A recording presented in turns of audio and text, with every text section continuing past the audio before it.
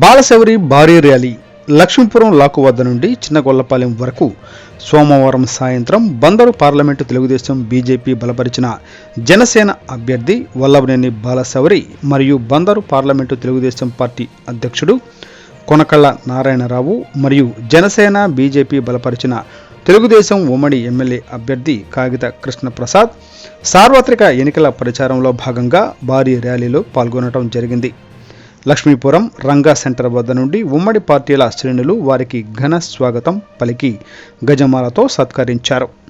అనంతరం పల్లెపాలెం మీదుగా చిన్నగొల్లపాలెం చేరుకుని నూతనంగా జనసేన పార్టీ తీర్థం పుచ్చుకుంటున్న నూతన కార్యకర్తలను పార్టీలోకి సాదరంగా ఆహ్వానించారు. ఈ సందర్భంగా మచిలీపట్నం పార్లమెంటు నియోజకవర్గానికి చెందిన ఉమ్మడి పార్టీ అభ్యర్థులను సైకిల్, గ్లాస్ గుర్తులకు ఓట్లు వేసి గెలిపించవలసిందిగా అభ్యర్థించారు.